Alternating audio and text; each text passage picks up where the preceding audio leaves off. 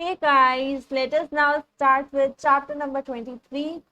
ये जो चैप्टर है ना फन लगेगा आपको. आई एम श्योर बोरिंग नहीं लगने वाला है. चैप्टर 22 तक अगर आपको कुछ बोरिंग लगा भी होगा, but this is very basic chapter and this is important from exam point of view. इसमें से मैंने कई बार क्वेश्चन देखे हैं, मैंने जब भी पास पेपर्स देखे हैं इसमें से क्वेश्चन आए ही आए हैं. और मैं आपको बताने भी वाली हूँ कि कौन सा पार्ट है जिसमें से क्वेश्चन आते हैं. तो वो पार्ट तो आपको छोड़ के ही नहीं जाना एग्जाम के लिए, क्योंकि वो आराम से मार्क्स आ जाते हैं उसमें. Then we have chapter number 24. 24 भी बेसिक चैप्टर है. बेसिक नहीं है, it is something different, new है आपके लिए. फन चैप्टर है ऑफकोर्स. मैं उसमें अच्छे अच्छे एग्जाम्पल्स लेके आपको समझाने वाली हूँ ताकि आपको इजीली समझ आ जाए. तो therefore don't leave these chapters, क्योंकि ये लास्ट चैप्टर्स है. यूजुअली हो सकता है स्टूडेंट्स छोड़ जाएंगे कि कौन करेगा ये चैप्टर लास्ट तक, but don't leave these chapters. मैंने, अगर आपने देखा नहीं होगा, मैंने इंपॉर्टेंट चैप्टर्स की लिस्ट भी बताई थी. वो चैप्टर्स आपको कभी नहीं छोड़ने हैं. एंड आई एम श्योर मैंने चैप्टर 23 भी उस लिस्ट में दिया है. तो आप एक बार वो वीडियो देख लेना और कंफर्म कर लेना कि ये चैप्टर था या नहीं, बट मुझे लग रहा है. तो इसमें हम पढ़ने वाले हैं 4 things. We will be studying 4 चीज़ें. फर्स्ट है द एनवायरनमेंट. सीधा बेसिक, मतलब एनवायरनमेंट किसको नहीं पता. हम बचपन से सुनते आ रहे हैं एनवायरनमेंट के बारे में. Second is environmental problem. Now this is problematic chapter, sorry problematic topic also. क्यों ऐसा? क्योंकि ये बहुत बड़ा टॉपिक है. इसमें हम काफ़ी कुछ देखेंगे, ठीक है. But again I tell you, यही पूरा टॉपिक है जहाँ से क्वेश्चंस आते हैं एग्जाम में. Third is sustainable development. Again important topic. And lastly, how can be achieve sustainable development. आपने एनवायरमेंट वर्ड सुना होगा, ठीक है. सेकंड, आपने एनवायरमेंटल प्रॉब्लम्स भी रिलेटेड है. थर्ड और फोर्थ न्यू हो सकता है सस्टेनेबल डेवलपमेंट क्या होता है, but again this is an important topic. तो इसमें आपको शॉर्ट नोट्स वगैरह पूछे जा सकते हैं. So let's get into the chapter. सिर्फ 4 टॉपिक है और हो जाएगा. End of course with my videos आपको तो इजी लगता है ये chapter, right. So let us start now with the chapter. जैसा हमने देख लिया है कि हम क्या क्या पढ़ने वाले हैं, let's get into the chapter. सबसे पहले एनवायरनमेंट हमें बहुत बेसिक है, हमें सबको पता है एनवायरनमेंट क्या होता है. Environment compasses of all living and non living things. Living things animals, human beings हो गए, ठीक है, एवरीथिंग जो लिविंग है, plant. And non living things में क्या हो गया, हमारा सन हो गया, wind, air, atmosphere. All these things are part of environment, so occurring naturally on the earth. It includes all the biotic and abiotic factors. Moving ahead, biotic abiotic क्या होता है? बायोटिक मतलब कि सारे जो भी लिविंग एलिमेंट्स होते हैं क्या कहा जाता है, बायोटिक. एंड जो भी नॉन लिविंग होता है, राइट, वो उनको एबायोटिक कहा जाता है. तो बायोटिक में क्या क्या आएगा, birds, animal, plants, forest are all these part of biotic element. And non living में क्या क्या आएगा, एयर, वाटर, रॉक, ये सारी चीजें सब क्या हो जाएगी, एबायोटिक होगी. वन लाइनर में आपको पूछा जा सकता है 1 मार्क के लिए. तो remember these definitions. Now significance of the environment. Environment का सिग्निफिकेंस क्या है, क्यों इंपॉर्टेंट है हमारे लिए एनवायरनमेंट का होना. Environment provides various resources to man, both renewable and non-renewable. Again, 2 new words. The environment provides various resources to man, both renewable and non-renewable. As I said, renewable resources क्या होते हैं? Renewable यानी कि which are replenished easily over time and hence can be used without the possibility of resource being depleted or exhausted. इसका मतलब क्या हुआ? Resource क्या हुआ जो हम रिप्लेनिश कर सकते हैं, मतलब कि उनको वापस से उनको ला सकते हैं. ये एक रिसोर्स मतलब क्या हुआ, जो चीज हमारे काम आती है. तो रिन्यूएबल रिसोर्स ऐसा होता है जिनको हम वापस से पॉसिबल है उनका आना. बट नॉन रिन्यूएबल यानी कि जो चीज़ को वापस से लाने या तो बहुत ज़्यादा टाइम लगता है या पॉसिबल ही नहीं. तो अगर हम एग्जाम्पल देखें तो जो ट्रीज होती है फॉरेस्ट में, ठीक है, या फिशेस हो गई ओशन में, तो ओवर द टाइम फिश, अगर 1-2 फिश मर गई, उसके बाद उनके जो बेबीज होंगे, एग्स होंगे, उनसे और फिश आ सकती है, राइट. देन फॉरेस्ट हो गई, फॉरेस्ट में जो ट्रीज हम ग्रो कर सकते हैं, राइट. देन नॉन रिन्यूएबल में क्या आता है, विच गेट एग्जॉस्टेड और डिप्लीटेड. डिप्लीट होना यानी खत्म हो जाना. तो जो डिप्लीट हो जाते हैं as they are used up. Non renewable के एग्जाम्पल है फॉसिल फ्यूल हो गया, पाइन हो गया, मिनरल्स हो गए, petroleum, natural gas, coal. Y?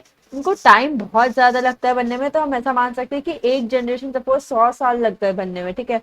तो ऑफकोर्स हम अगर रहेंगे ही नहीं तो हमारे बाद वाले जनरेशन को, मतलब उनका वेट करना पड़ेगा.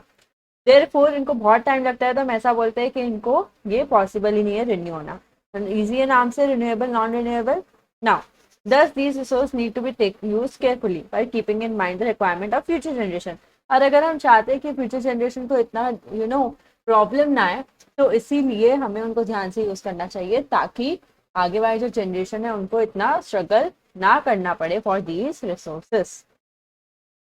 नाउ इसलिए हमें कुछ भी ऐसे रिसोर्सेस होते हैं हम बोलते हैं कि इनको ध्यान से यूज़ करना चाहिए, क्योंकि इनको टाइम लगता है फर्स्ट, एंड इनका वैल्यू भी बहुत ज़्यादा बन जाता है, बढ़ जाता है, क्योंकि इनका जो इनको लाना पॉसिबल नहीं है जल्दी से। देयरफॉर इनको हमें फ्यूचर जनरेशन भी ताकि यूज़ कर सके, इनको हमें केयरफुल यूज़ करना चाहिए। Based on current projection, within around 50 to 70 years, all the world's extractable coal, oil, uranium, that is all, would have been used up. जिस हिसाब से हम इतना यूज़ करते हैं तो एक एस्टिमेट लगाया गया है कि 50 से 70 साल के अंदर अंदर सारा जो नेचुरल ऑयल है, नेचुरल गैस है, सब यूज़ हो जाएगा। तो ऑफकोर्स हमें उसको क्या करना चाहिए, केयरफुली यूज़ करना चाहिए। This is the importance of environment, हम देख रहे हैं significant, right. Now, second point is environment is also an absorber of harmful waste and byproduct, that is assimilated waste product.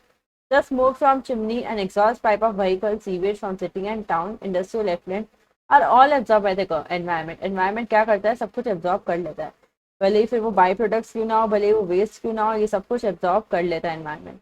These harmful waste and byproducts are absorbed, cleaned and recycled by various natural process. और naturally ये सब कुछ पूरा clean हो जाता है। जैसे हम इंडस्ट्रीज वगैरह में चिमनी से जो स्मोक निकलता है, देन वी हैव पाइप से जो व्हीकल के पीछे जो धुआं निकलता है, सीवेज होता है जो कचरा निकलता है, जो कटर से का पानी होता है, वो ओवर द टाइम एनवायरनमेंट उसको क्लीन कर लेता है। तो this is again the importance of environment. Third is environment also sustain life by providing biodiversity. Biodiversity मतलब क्या हुआ, डिफरेंट टाइप्स ऑफ लाइव्स हो गया, the genetic variation created by pressure exerted by environment और various life form allows the life to adapt, evolve and produce genetic variation. हम देखते हैं कितने टाइप के एनिमल्स होते हैं, कितने टाइप के बर्ड्स होते हैं, ऑल दीज ये जो भी होता है वो एनवायरनमेंट की वजह से ही होता है। Hence the environment produces and maintain relationship between different life form. अब जैसे हमें एबायोटिक बायोटिक पे डिपेंडेंट है, यहाँ पे वही लिखा है, the abiotic components and sustain life. We need sun, okay, तो हमें सन का ज़रूरत होता है, okay. Then again we need this जो बारिश आ रही है, rainy season for the farmers to grow crops. मतलब सब कुछ इंडिपेंडेंट है, मतलब यहाँ पे अगर कोई चीज़ बायोटिक है, हम बायोटिक है, राइट, वी ऑल एनिमल्स हो गए, जो भी लिविंग थिंग्स हो गए, वो सब बायोटिक है, और सामने ए बायोटिक है, तो ये दोनों ही एक दूसरे पे डिपेंडेंट है और दोनों ही एक दूसरे की वजह से चल रहे हैं। तो एनवायरनमेंट ही ऐसा बना है जिससे ये दोनों एक दूसरे पे डिपेंड है। और बायोडाइवर्सिटी यानी कि वैरायटी ऑफ डाइवर्सिटी, डाइवर्सिटी यानी क्या, अलग अलग फॉर्म्स ऑफ लाइफ जो होते हैं, ठीक है, डिफरेंट वेरिएशंस जो होते हैं, वो हम बोलते हैं biodiversity. It is therefore important to preserve these life by preserving the environment। तो एनवायरनमेंट अगर होगा, प्रिजर्व होगा, अगर हम एनवायरनमेंट को खराब नहीं करते, we don't cut the trees, we take care of environment, the environment will also take care of us। I'm sure आप लोग ने वो मूवी देखी होगी भेड़िया, राइट। अगर आपने उसमें देखा होगा how the message is shown that we should be taking care of the forest और ultimately we will take care of animals और forest। तो वो जो environment है वो भी हमारा ध्यान रखने वाला है, right। Now, fourth is, apart from biological significance, the environment is also important from the aesthetic point of view। aesthetic क्या होता है, आपने कई बार देखा होगा, अगर आप लोग सोशल मीडिया पे देखते होंगे एस्थेटिक एस्थेटिक, ठीक है। Aesthetic means beauty, I have written here for you. Aesthetic का मतलब क्या होता है, अगर आपको लिखना है तो लिख लो, ब्यूटी को बोलते हैं, कोई चीज़ बहुत सुंदर। तो आप हम कई बार, आप हो, मैं हूँ, हम वेकेशंस पे जाते हैं, ठीक है, हम सिर्फ वेकेशन में क्यों जाते हैं, कोई सीनरी देखने। We go to some good places, Mount Abu हो गया, ठीक है, कश्मीर हो गया, केदारनाथ, वी गो, वहाँ का जो ब्यूटी हम देखते हैं, सीनरी लैंडस्केप जो होता है, हम माउंटेन्स पे जाते हैं, ठीक है, अलग अलग जगह जाते हैं, we go to different beaches हो गया, राइट। तो हम क्यों जाते हैं, हमें वो देख कर अच्छा लगता है, we feel good about it. So scenery भी दिखा एक होता है हमारे लिए इम्पोर्टेंट, क्यों है, सीनरी दे रहा है वो हमें, और ये एकदम प्राइसलेस है, ऐसा नहीं हम पे करके जाते हैं, ओपनली रहता है for all, this is all priceless. तो हमने 4 इंपॉर्टेंस देखे, you have to remember these points, not एकदम पूरा but at least the highlighted one. एक रिन्यूएबल नॉन रिन्यूएबल था, ठीक है, first point. Second point was all about कि कैसे हार्मफुल वेस्ट को एनवायरनमेंट रेगुलेट करता है, क्लीन करता है। थर्ड इज कैसे हम डिपेंडेंट है बायोटिक, एबायोटिक पर, एबायोटिक हम पे डिपेंडेंट है। एंड फोर्थ इज कि एस्थेटिक पॉइंट ऑफ व्यू से भी एनवायरनमेंट इंपॉर्टेंट है। Now moving on to environmental problem, जैसा मैंने बोला है थोड़ा बड़ा टॉपिक है, अब मैं इसमें एक बार आपको ब्रीफ दे देती हूँ कि हम इसमें क्या क्या देखने वाले हैं, ठीक है। तो here I have created this for you. अगर आपको कहीं पे बुक में जगह है या आपको लिखना है ऐसे तो आप लिख सकते हो। पोल्यूशन हम देखेंगे, पोल्यूशन के अंदर हम देखेंगे वाटर होता है, एयर होता है, नॉइज होता है, 3 टाइप्स के पोल्यूशन होते हैं। देन हम देखने वाले हैं डिग्रेडेशन। डिग्रेडेशन में 2 टाइप के होते हैं, सॉइल और हैबिटेट। इसका डीप में आपको ऑफकोर्स बाद में समझ में आएगा, बट एक बार के लिए आप इतना ध्यान रखो कि हम देखेंगे पोल्यूशन 3 टाइप के। This is important from exam point of view and of course this is also important. Degradation में एक आता है सॉइल एंड देन दूसरा आता है हैबिटेट डिग्रेडेशन। लेट्स सी क्या क्या है ये दोनों। Okay, so now many resources are being used at a rapid rate which has caused overutilization and depletion of many resources. Environment की problems क्या क्या है, हम ओवर यूज कर रहे हैं रिसोर्सेज को, जिस वजह से वो नीचे होते जा रहे हैं, कम होते जा रहे हैं, डिप्लीशन हो रहा है उनका।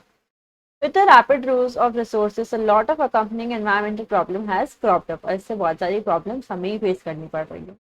These include pollution of air and water, degradation of natural resources like soil, forests, and depletion of non-renewable resources like fossil fuel and minerals. Now, in the sections below, you will read about the environmental problem. अब हम देखते हैं क्या क्या problem है। सबसे पहले है पोल्यूशन। जैसा ना आया, पोल्यूशन में हम 3 चीजें देखने वाले हैं, ठीक है? Air, water and soil. We'll see 3 things: air, water, and soil. Term pollution refers to an undesirable change in the quality of a natural resource or the natural ecosystem. कोई भी अनडिजायरेबल चेंज आता है ना quality of natural resource, उसे हम कहते हैं pollution. Undesirable quality of natural resource change may be harmful to life immediately or over a long period of time. Thus pollution adversely affects the health of living beings. Pollution से life immediately भी खराब हो सकती है and over the time भी खराब हो सकती है, लंबा टाइम भी लग सकता है, पर होती तो जरूर खराब है। Pollution is not a good thing. Pollution is caused by pollutant. Pollutant क्या है, मतलब किस वजह से होता है पोल्यूशन? पोल्यूटेंट यानी कि वेस्ट मटेरियल या substance which causes an undesirable change in natural. अब देखो ऊपर नीचे सेम ही चीज लिखिए, क्योंकि पोल्यूशन किससे हो रहा है? पोल्यूटेंट से। तो पोल्यूशन का जो मीनिंग है वैसा ही पोल्यूटेंट का मीनिंग है। पोल्यूशन का मीनिंग क्या है ये आपको पढ़ना रहेगा।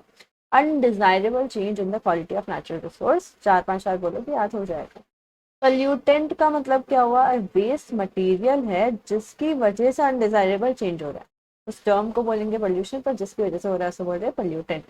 वेस्ट मटेरियल सब्सटेंस है, किस वजह से हो रहा है, उसे कहा जाएगा पोल्यूटेंट। अब पोल्यूटेंट क्या क्या होते हैं? स्मोक हो गया, डस्ट हो गया, ये सब गैसेस हो गए, पॉइजनस, वो एटमोसफियर में जो घूम रही होती है, दीज आर ऑल क्या? पोल्यूटेंट। इनको हम क्या कहेंगे? पोल्यूटेंट। तो this is a pronunciation, pollution और पोल्यूटेंट, ठीक है। नाउ एग्जाम्पल्स, जैसे मैंने बोला ये सारे एग्जाम्पल है, या इंडस्ट्री का एफ्लुएंट, जो भी इंडस्ट्री से धुआं निकल रहा है, कचरा निकल रहा है, सीवेजेस, जो भी नाली का पानी निकल रहा है, वो सब कुछ क्या हो गया? Pollutant. Further, human activities also generate heat and create noise or harm living beings in a multitude of other ways। और जो ह्यूमन एक्टिविटीज करते हैं उनकी वजह से भी कई बार क्या होता है? हीट प्रोड्यूस होती है, नॉइज होता है, जिसकी वजह से अगेन पोल्यूशन होता है। हम डीप में देखेंगे कौन से टाइप के होते हैं। First is air pollution. Air pollution is introduction of chemical, particular matter or biological matter that cause harm or discomfort to human or other living being or cause damage to natural environment into the atmosphere। Word ये important है कि atmosphere में जो चीज होती है, कोई chemical का इंट्रोडक्शन होना, कोई बायोलॉजिकल मटेरियल होना, जिससे हार्म होता है। अगर आप कोई भी चीज जब पढ़ते हो ना, तो उस चीज को एक दो बार रीड करो। मतलब आपको लग सकता है कि इतना बड़ा बड़ा हम कैसे याद रखें, कैसे पढ़। तो what you do is you just break it into the parts। first एक दो बार रीड करोगे जब आप उसको, उस चीज को, जैसे हम यहाँ पे पढ़ रहे हैं एयर पोल्यूशन, तो उसको आप एक दो बार रीड करोगे खुद से कि इंट्रोडक्शन ऑफ केमिकल आ रहा है, ठीक है, बायोलॉजिकल मटेरियल आ रहा है, देन कॉज हार्म और कंफर्ट, डिस्कम्फर्ट हो रहा है ह्यूमन को, और कुछ ऐसा हो रहा है जिसकी वजह से एटमोसफियर खराब हो रहा है। तो इसको आपने समझा, 2-3 बार रीड किया, तो आपको एक समझ में आएगा कैसे लिखना है। Then once you have understood it, आप उसको ब्रेक करोगे पार्ट्स में। फर्स्ट हमने क्या देखा? Introduction of chemical. का फर्स्ट पार्ट हो गया इंट्रोडक्शन ऑफ केमिकल। सेकंड क्या हो गया? कुछ डिस्कम्फर्ट हो रहा है ह्यूमन को या अदर लिविंग बींग्स, ये सेकंड पार्ट हो गया। तो इंट्रोडक्शन हो रहा है केमिकल्स का और मैटर का, और कोई चीज जिससे डिस्कम्फर्ट हो रहा है ह्यूमन को, और लास्टली थर्ड पार्ट क्या है? एटमोसफियर में वो चीज जा रही है। तो when you break into parts and learn ना, तो आपको और इजीली समझ आएगा और लंबे टाइम तक याद भी रहेगा, क्योंकि आपने इसको अच्छे से समझा है। जो चीज़ को आप अच्छे से समझ के पढ़ोगे, that will be with you for long time. अगर आप इसको रट्टा मारने जाओगे कि 6-7 बार ऐसे ही पढ़ लेती हूँ, तो नहीं होगा। बेटर उसको 2-3 बार रीड करके समझो क्या कहना चाहता है। Of course I am teaching you here, तो एक बार समझ में आ गया, खुद से एक दो बार रीड करके then you break it into parts and then see how it retains with you. Okay. कैसे आपको याद रहता है? It will be really very very easy. Right now क्या है एयर पोल्यूशन? जैसे मैंने बोला, इंट्रोडक्शन हो रहा है केमिकल, हो रहा है मैटर का या बायोलॉजिकल मटेरियल्स है, कुछ तो चीज़ आ रही है, कुछ तो सामान ऐसा हो रहा है जिसकी वजह से हार्म हो रहा है, कुछ खराबी हो रही है किसको? ह्यूमंस को, प्लस और भी other living being, not only humans, और भी अदर लिविंग बींग से जिनको प्रॉब्लम आ रही है, या डैमेज हो रहा है एनवायरनमेंट को, और बिल्ट एनवायरनमेंट जो बनाया गया हमारा एनवायरनमेंट है उसको भी, इससे बिल्डिंग हो गई, रोड्स हो गई, इनटू द एटमॉस्फेयर। ये कहाँ पे आ रहा है? इंट्रोडक्शन ऑफ केमिकल कहाँ हो रहा है? एटमॉस्फेयर में हो रहा है। एयर पोल्यूशन समझ में आया क्या होता है? Major air pollutant, majorly air pollutant किसकी वजह से होता है? सल्फर ऑक्साइड करके है, ठीक है, देन नाइट्रोजन ऑक्साइड है।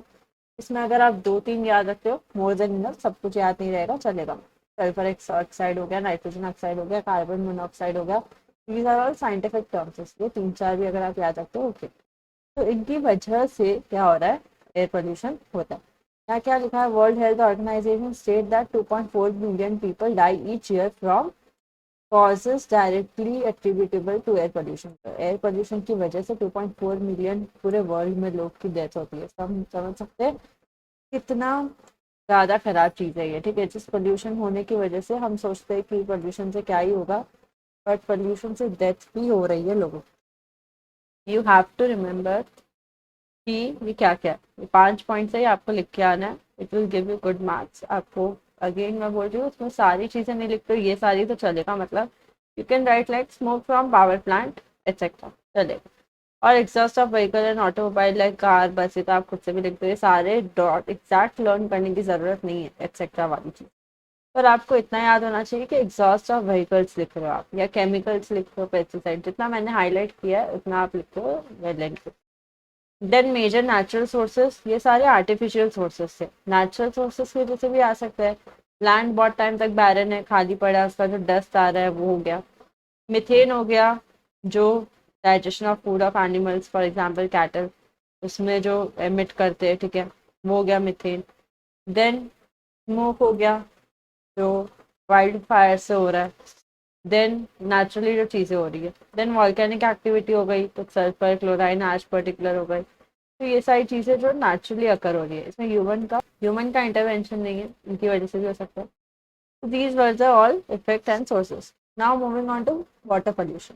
वाटर पोल्यूशन हो रहा है यानी कि पानी खराब हो जाना, ठीक है। जो भी वाटर बॉडीज में जो भी पानी होता है सब खराब हो जाने को बोलते हैं वाटर पोल्यूशन। कंटामिनेट होना, खराब होना, और वाटर बॉडीज कैसे? लेक हो गई, रिवर हो गई, ओशन, अगेन ये भी कोई पोल्यूटेंट की वजह से ही होता है। तो pollutant discharge directly and directly into water bodies without adequate treatment to remove harmful compound. Major sources क्या क्या होते हैं इसके? इंडस्ट्रियल का, अगेन इंडस्ट्री से जो निकलता है कचरा वगैरह, या पानी का वेस्टेज होता है, पानी का जो भी कचरा वाला पार्ट होता है, which is bad water, sewage हो गया, नाला वाला जो पानी हो गया। तो ऑल दीज जो भी पानी में जा रहा है उससे वाटर बॉडीज खराब होती है, एंड हेंस उसे हम कहेंगे वाटर पोल्यूशन। इसका इफेक्ट क्या होता है? इससे अलग अलग डिजीजेज हो सकती है वाटर बोर्न, यानी कि कोलेरा, टाइफॉइड। हम देखते हैं यूजुअली बारिश के टाइम पे होता है, पानी जमा होने की वजह से मच्छर आते हैं, ठीक है, और ये मच्छर वगैरह काटते हैं, वी कैन गेट अलग different types of diseases. Hence, cholera हो सकता है, typhoid, diarrhoea are produced by pathogens presented in polluted water. और ये जो पोल्यूटेड वाटर होता है उसमें जो पैथोजेंस बोलते हैं उनको, जिसकी वजह से ये सारी डिजीजेस होती है। ये अफेक्ट करते हैं ह्यूमन बीइंग को और एनिमल्स को। Water pollution affect the chemistry of water. Water pollution से क्या होता है? जो केमिस्ट्री होता है पानी का, जो उसका नेचुरली साइंटिफिक उसका जो हम बोलेंगे, उसका जो H2 हम बोलते हैं जैसे उसको, तो वो जो लेवल होता है पूरा ख़राब हो जाता है उसका, जिस वजह से पानी अच्छा नहीं होता है, और उसकी वजह से इंसान की डेथ भी हो सकती है, एनिमल्स की डेथ हो सकती है अगर उन्होंने वो कंज्यूम कर लिया। Pollutants including toxic chemical and alter the acidity can alter the acidity, conductivity and temperature of water.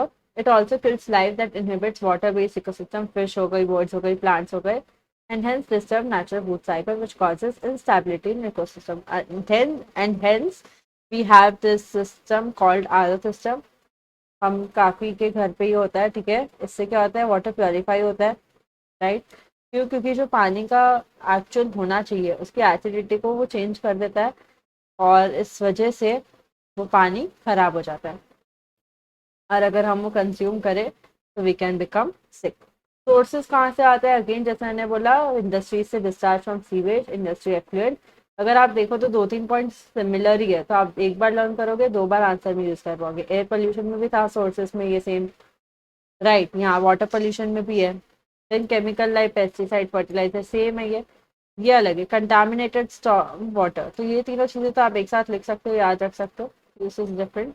Contaminated storm water यानी कि जो स्टॉर्म आ जाता है कभी, तो उसका जो पानी पूरे इधर उधर फैल जाता है रिवर्स, ओशंस वगैरह में, उस वजह से रिलीज ऑफ हीटेड या radio active water by power plant into water, जो भी मशीन्स होती है उनकी वजह से। ऑयल स्पिल या लीकेज हो जाता है कभी कभी, इंडस्ट्री ऑयल अगर पानी में चला जाता है, या लीकेज कुछ हो जाता है टैंकर से या ऑयल के रिग से, या आल्गी आ जाता है, ठीक है। आल्गी जो होता है, दैट ग्रीन कलर सब्सटेंस होता है, पता है, algae, that can come into the water bodies, जिसकी वजह से वाटर पोल्यूशन होता है। Moving on to the last pollution, noise pollution. Noise pollution क्या होता है ना? नॉइज पोल्यूशन इज जब हम बहुत ज्यादा आवाज करते हैं, ठीक है, दैट इज नॉइज पोल्यूशन। तो एक्सेसिव या डिसप्लीजिंग एनवायरमेंटल नॉइज, अगर आपको लग रहा होगा दिस इज फन, ठीक है, हम कई बार बहुत चिल्लाते हैं या आवाज करते हैं, या हम बहुत लाउड म्यूजिक सुन रहे होते हैं, हमें लगता है कि ठीक है इतना कुछ है नहीं, we are enjoying it, but इससे भी बीमारी हो सकती है, तो this is also not good. Hence इसका भी हम देखेंगे कैसे पोल्यूशन होता है। Okay, unwanted sound can damage physiological and psychological health, यानी हमारा जो दिमाग की स्थिति होती है उसको खराब कर सकती है। Noise pollution can cause annoyance, हो सकता है अग्रेशन, गुस्सा आ सकता है, हाइपरटेंशन हो सकता है, स्ट्रेस बढ़ा सकता है, कान खराब हो सकते हैं, स्लीप डिस्टर्बेंसेस हो सकते हैं, और दूसरे भी हार्मफुल इफेक्ट होते हैं। क्रॉनिक एक्सपोजर टू नॉइज में नॉइज इंक्लूड सॉरी में cause noise induce hearing loss, hearing losses हो सकते हैं। Then people exposed to significant occupational noise demonstrate significantly reduced hearing sensitivity compared to non-exposed people। मतलब जो लोग बहुत ज़्यादा, जिनके आसपास बहुत शोर हो रहा होता है, उनको जैसा सुनाई देता है उससे, मतलब उनको कम हो जाता है उनका सुनाई देना, then compared to other people। High and moderately high noise level can contribute to cardiovascular effect, a rise in BP, blood pressure, and increase in stress, thus affecting physical and mental health। हमें लगता है कि सिर्फ आवाज करने से क्या ही हो सकता है, बट इससे हमारी हेल्थ पे असर आ सकता है। ऑलराइट, तो इसके भी हम कॉज और इफेक्ट देखते हैं। अब सोर्सेस क्या है? ओके, हमने इफेक्ट इसका देख ही लिया है। सोर्सेस कहाँ कहाँ से हो सकता है? व्हीकुलर ट्रैफिक, जो गाड़ियों की आवाज़ें होती है, जो हॉर्न बजते रहते हैं। Industrial processes like stone crushing, कोई इंडस्ट्री में बहुत ज़्यादा स्टोन क्रशिंग की जो आवाज़ें होती है या मशीन चल रही होती है, वो वहाँ के वर्कर्स को प्रॉब्लम आ सकती है, राइट। देन कंस्ट्रक्शन वर्क जो रोड पे चल रहा होता है उसकी आवाज़ों से। वेरियस नॉइसेस हो सकती है हाउसेस से, टीवी की, स्टीरियोज की। Consumer product, AC, refrigerator, all these can cause noises. Then in the above section you have read, okay, these are the only source, सबसे छोटा यही था नॉइज पोल्यूशन वाला पार्ट। तो right, these were the all sources, कहाँ कहाँ से आवाज़ हो सकती है, एंड अगर हम इनके आसपास है जब ये चीज़ें हो रही होती है, तो this can lead to severe problems, health problem भी हो सकती है और दूसरी प्रॉब्लम्स भी हो सकती है। In the above section, you have read about different types of pollution, sources and effect. Think of different kind of pollution which affect you and your family. Okay, ये आपका सेल्फ टास्क है, you can do it. Now degradation, जैसा मैंने बोला, दो type का degradation है, एक है सॉइल, एक है हैबिटेट। सॉइल डिग्रेडेशन क्या होता है, and causes of soil degradation. Soil degradation refers to undesirable deteriorous change or disturbance in the quality of soil। Degradation अपने आप में मतलब होता है कोई चीज का खराब होना या कम होना, वो चीज सॉइल खराब हो जाने को हम बोलेंगे soil degradation. It leads to a change in species of plants and animals in an area and often leads to loss of quality and productivity of soil in an area। जब ये जो soil है जहाँ पे crops grow हो रहे हैं वो अगर खराब हो जाएगा तो क्या क्या होगा, वहाँ जो भी प्लांट्स ग्रो हो रहे हैं या जहाँ वहाँ जो एनिमल्स आ रहे हैं, ठीक है, उनके लिए वो एक तरीके से वो स्पीशीज को अफेक्ट करेगा। The soil loses its natural nutrients, mineral and organic matter known as humus and disrupts the natural balance of the natural system। तो सॉइल हेंस बिकम्स अनफिट और unsustainable for growing plants and crops, और वो area फिर जो है वो सही नहीं रहती to grow crops and plants. तो वन मतलब अनसेफ हो जाता है, फिर वहाँ पे ग्रो करेंगे भी तो अच्छे से ग्रो नहीं होंगे। Plants also need good soil, soil अच्छा होगा तो ग्रोथ अच्छी होगी। Causes of soil degradation, major cause इसमें भी हम देखेंगे ऊपर जैसे देखा कॉज और इफेक्ट। तो कॉज क्या है, रीजन क्या है इसका, excessive use of chemical fertiliser and pesticides, और ज़्यादा केमिकल्स का यूज करने से ये चीज़ हो सकती है, which causes soil acidification, increases salinity and alkalinity of the soil, reduces organic matter and increases level of organic pollutant। तो जब भी टॉक्सिन्स होते हैं, कुछ ऐसे खराब चीज़ होती है, कोई लीड हो गया, कोई चीज़ हम बहुत ज़्यादा यूज़ कर रहे हैं, केमिकल्स यूज़ कर रहे हैं, जिससे जल्दी जल्दी क्रॉप्स ग्रो हो जाए, उसके लिए कोई फार्मर ने यूज़ कर लिया तो उससे सॉइल खराब हो सकता है और उससे अल्टीमेटली फायदा छोड़ो उल्टा नुकसान ही होगा। देन सेकेंड कॉज क्या है इसका, second cause is water logging. कई बार बहुत ज़्यादा पानी भर जाता है एक जगह पे, उसको बोलते हैं वाटर लॉगिंग। एक्सेसिव इरिगेशन है, बहुत ज़्यादा पानी डाल दिया उसमें, या सब्सिक्वेंटली ड्रेन नहीं किया पानी, वहाँ से निकाला नहीं जहाँ पे ज़रूरत नहीं थी, making it unfit for growing plants. इसलिए बोलते हैं कि बहुत ज़्यादा पानी भी सही नहीं होता है प्लांट्स के लिए, एक एक्यूरेट अमाउंट में डलना चाहिए प्लांट्स को पानी, तभी वो ग्रो होते हैं। as well as serves as a breeding ground for mosquitoes. Overgrazing by animal in fields which require plant cover and leaves the soil prone to erosion. Overgrazing यानी कि कई बार एनिमल्स आते हैं ये सॉइल के एरिया में, और यहाँ पे बहुत ज़्यादा वो लोग जो चारा होता है वो खाने लग जाते हैं, जो प्लांट्स होते हैं वो खाने लग जाते हैं, बहुत ज़्यादा वो चीज़ें वो खाने लग जाते हैं वहाँ पे। अगर आके उसको बार बार निकाल देते हैं तो अगेन वो सॉइल खराब हो जाता है। तो हमने देखा किस वजह से हो सकता है, या तो एनिमल्स की वजह से हो सकता है, सेकेंड हमने देखा था वाटर लॉगिंग, और एक और हमने देखा केमिकल का बहुत ज़्यादा यूज़ होता है तो सॉइल खराब हो जाता है। इसका इफेक्ट क्या होगा, ऑफकोर्स जो भी उससे चीज़ें हो रही है उन पे इफेक्ट आएगा, यानी कि जो क्रॉप्स ग्रो होते हैं उस पर असर आएगा, रिड्यूस द यील्ड पोटेंशियल और soil for growing crops. Presence of pollutant in soil also leads to pollution of ground water, वहाँ का जो ग्राउंड वाटर होता है वो खराब होने के पोल्यूशन हो जाता है उसमें। Then increase level of nutrients, organic toxin and heavy material, वहाँ का जो सॉइल होता है उसमें जितना चाहिए ज़रूरत से ज़्यादा वहाँ पे न्यूट्रिएंट्स हो जाते हैं, टॉक्सिन्स आ जाते हैं, मेटल्स का सबका इन्वॉल्वमेंट हो जाता है। Also degradation of soil causes to soil to lose its green cover and hence reduces biodiversity. Biodiversity होना यानी कि अलग अलग वैरायटी के जो प्लांट्स एनिमल्स होते हैं वो होते हैं, तो धीरे धीरे वो भी कम हो जाते हैं, क्यों, क्योंकि प्लांट्स ही ग्रो नहीं हो रहे, right, in that area, and growth is an essential for animals to survive and for food chain to function normally। पर प्लांट्स का ग्रो होना जरूरी है ताकि फूड चेन चले। I hope you know food chain, जब एनिमल वो plants को खाते हैं then we ultimately get the milk from animals, तो ये जो पूरा प्रोसेस चल रहा होता है, चेन रहता है, उस पर पूरा डिस्ट्रप्शन आ जाता है, यानी कि वो चीज़ खराब होने के चांसेस फुल हो जाते हैं बिकॉज ऑफ सॉइल इरोजन या soil degradation. This also leads to extension of plant and animal, इस वजह से होता है काफ़ी एनिमल्स और प्लांट्स होते हैं जो एक्सटेंट हो जाता है, एक्सटेंट होना यानी खत्म हो जाना, उनके बेबीज भी नहीं होना, फिर डायरेक्टली खत्म हो जाते हैं, उसके बाद उस टाइप के प्लांट एनिमल दिखते ही नहीं। जैसे डायनासोर क्या है, एक्सटिंक्ट एनिमल है, क्या वो हमें दिखता है, नहीं। तो soil degradation also leads to desertification, यानी कि बहुत ज़्यादा डेजर्ट आ जाना, and land gradually gets converted into desert, desert हो जाता है पूरा, which becomes unfit for cultivation, और वहाँ पे फिर कल्टीवेशन करना या एनिमल्स का हैबिटेशन होना मुश्किल हो जाता है, वो पूरा खराब हो जाता है एरिया। तो ये हमने देख लिया सॉइल डिग्रेडेशन, हम देखेंगे हैबिटेट डिग्रेडेशन क्या होता है। ओके, तो हैबिटेट डिग्रेडेशन क्या होता है, हैबिटेट मतलब क्या होता है, नेचुरल होम ऑफ प्लांट और एनिमल्स का हम बोलेंगे हैबिटेट, ठीक है। तो किस वजह से होता है, विल सी सेम कॉज और इफेक्ट।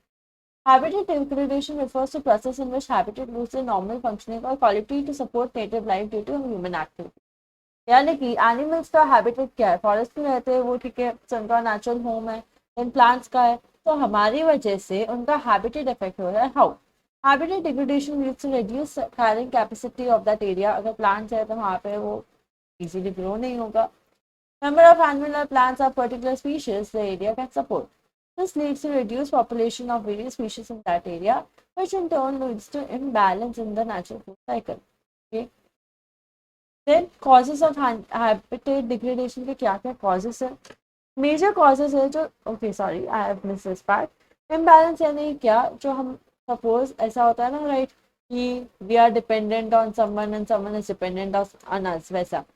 तो we have plants, ठीक है, plants है, animals eat that plant, ठीक है, animals eat that plant, we get milk from animals, या जो लोग नॉनवेज खाते हैं दे ईट एनिमल्स। तो ऐसे करके जो पूरा फूड चेन चलता जा रहा है ये पूरा खराब हो जाएगा इफ हम डिस्ट्रॉय करते हैं एनिमल्स के नेचुरल होम को। कॉज इसके डिफॉरेस्टेशन है, यानी कि पेड़ काट रहे हैं हम, उसकी वजह से टिम्बर इंडस्ट्री का इफेक्ट हो रहा है। सो ये वहाँ की जो लाइफ है फॉरेस्ट की उनका इफेक्ट हो रहा है।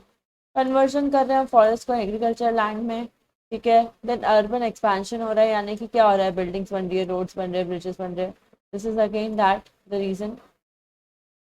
ओके, सॉइल इरोजन है, डेजर्टिफिकेशन है, यानी कि सॉइल खराब होना, soil erosion. Then desertification, desert बना दिया हमने पूरी इस एरिया को। Then slashing or slash and burn agriculture methods where forests are burned and crops are grown. तो जैसे हो गया burning, okay burning of Amazon forest यहाँ का एग्जाम्पल नहीं था, मेरे को इसे ऊपर डालना चाहिए था। बर्निंग ऑफ फॉरेस्ट पर ठीक है, यूजुअली कई बार नेचुरली भी होते हैं फॉरेस्ट बर्न, कई बार ह्यूमंस की वजह से भी होते हैं। और ह्यूमंस कब करते हैं, usually when they want to grow something on that, तो उनको वहाँ पे पूरा एरिया खाली करके करना होता है ट्रीज को, तो दे स्लैश। तो ये कॉजेज थे। सेम मिलरली जैसे हमने ऊपर देखा, आपको यहाँ भी इनको याद रखना होगा। आप हाईलाइटेड पार्ट रखते हो तो ठीक है यार, नो नो प्रॉब्लम। इफेक्ट्स क्या क्या हो रहे हैं इसके, हैबिटेट डिग्रेडेशन से क्या हो रहा है, vastly increase in area vulnerability to natural disaster. इससे क्या चांसेस होते हैं कि डिजास्टर आ जाए, जैसे फ्लड होना, ड्राउट होना, क्रॉप फेलियर होना, स्प्रेड ऑफ डिसीज होना, वाटर की कंटामिनेशन, वाटर की खराबी होना, ये सब होता है किस वजह से, अगर हैबिटेट डिग्रेडेशन होता है। Agriculture land to suffer from the destruction of the surrounding, और जो एग्रीकल्चर का लैंड होता है उसको वो भी खराब होता है because of habitat degradation. Over the past 50 years, destruction of habitat surrounding agricultural land has degraded approximately 40%. तो अगर जितना भी लैंड का एरिया होगा उसमें से 40% जितना है उतना हैबिटेट डिग्रेडेशन की वजह से एग्रीकल्चर लैंड खराब हुआ है। एंड पोल्यूशन हो गया। सो ये सब रीजन है जिसकी वजह से एग्रीकल्चर लैंड का अफेक्ट हो रहा है। Habitat degradation is also led to loss of many valuable ecosystem like nitrogen का कमी होना, phosphorus, sulphur, carbon cycle, which in turn has increased the frequency and severity of acid rain, algal blooms, fish kills in river. तो जिस वजह से habitat degradation होता है, जैसे जैसे हम वो एरिया को खराब करते हैं एनिमल्स का और प्लांट्स का, तो उससे क्या होता है, व्हाट हैपेंस इज अल्टीमेटली वहाँ के जो लोग होते हैं उनको सफ़र करना पड़ता है। जैसे फिश हो गई, वाटर खराब हो जाता है, फिश को सफ़र करना पड़ रहा है, और एसिड रेन हो रहा है। तो ये सब चीज़ें जो ग्लोबल हमारा चेंज आ रहा है, अभी आप अगर देखोगे तो बारिश कई बार ऐसा होता है अनएक्सपेक्टेड रीजन पे आ जाती है, अनएक्सपेक्टेड टाइम पे आ जाती है, जब होता भी नहीं है बारिश का मौसम फिर भी आ जाती है। ये सब क्या हो रहा है, this is because of global warming. हम इतना जो पोल्यूशन कर रहे हैं या हम इतना पानी को खराब कर रहे हैं, ये सब उसकी वजह से ही हो रहा है। It also leads to loss of biodiversity, और इससे क्या होता है, जो इतने अलग अलग टाइप के हमें एनिमल और प्लांट्स देखने को मिलते हैं वो भी कम होते जाते हैं, और स्पीशीज एक्सटिंक्ट हो जाते हैं। यानी कि स्पीशीज क्या होता है, स्पीशीज इज टाइप हो गया, तो हम देखते हैं बर्ड के अलग अलग टाइप्स होते हैं। ओके, कोई पीजन हो गया तो उसके अलग अलग टाइप होते हैं, डॉग्स के अलग अलग स्पीशीज होते हैं, दे हैव डिफरेंट ब्रीड्स। वैसे ही स्पीशीज एक्सटिंक्ट हो जाते हैं, यानी कि पूरा का पूरा जो उनका स्पीशीज है, पूरा उनका लाइक एक पूरा ग्रुप है, वो पूरा का पूरा खत्म हो जाता है, which upsets the natural balance and may alter the ecosystem. Aesthetic uses such as bird watching, तो जो एस्थेटिक्स होते हैं, जो लोग को पसंद होता है सब देखना, सीनरी देखना हो गया, और बर्ड वॉचिंग करना हो गया, बर्ड्स को देखना, राइट। देन हंटिंग, फिशिंग, ये सब चीज़ें जो होती है वो भी क्या होता है, इनकी वजह कहीं ना कहीं ये सब जो ये चीज़ें कर रहे होते हैं उसकी वजह से भी हैबिटेट डिग्रेडेशन होता है, as most of them rely upon virtually undisturbed habitat. Okay, तो ये सब चीज़ें होती हैं, उन पर भी असर आता है। मतलब अगर कोई पर्सन है उसको ये सब पसंद है तो वो नहीं कर पाएगा, क्यों, क्योंकि काफ़ी लोग ऐसे होते हैं जो लोग खराब करते हैं, हंटिंग करते हैं, फिशिंग करते हैं, जिससे एक एडवर्स इफेक्ट आ जाता है हैबिटेट डिग्रेडेशन पे। Do you know if current rate of deforestation continue, अगर अभी जैसे कटते जा रहे हैं पेड़ वैसा ही चलता रहा तो 2030 तक सिर्फ क्या होगा, there will be 10% of world tropical forest left, यानी कि सिर्फ 10% रह जाएंगे ट्रॉपिकल फॉरेस्ट। फॉरेस्ट के एक टाइप है ट्रॉपिकल फॉरेस्ट, तो सिर्फ 10% बच जाएंगे, ठीक है, so which is very less. Therefore we should avoid cutting trees वगैरह, ठीक है, हमें थोड़ा नेचर का ध्यान रखना चाहिए जिससे these all things are maintain. हम बहुत ज़्यादा सेल्फिश नहीं होना है, we should be thinking of the nature also. So we'll keep this much for this part of the video. ये वीडियो थोड़ा बड़ा होगा than the rest of the videos, but क्योंकि मैं थोड़ा डिटेल में जा रही हूँ, थोड़ा अच्छे से समझा रही हूँ, so this is taking time. we'll keep this much for this part. We'll continue thoda hi bacha hai in the next part of the video. So stay connected and subscribe if you haven't, and if you like the video, if you understood the chapter, you can like the video. You can always ask your doubts in the comments. I will be replying to them.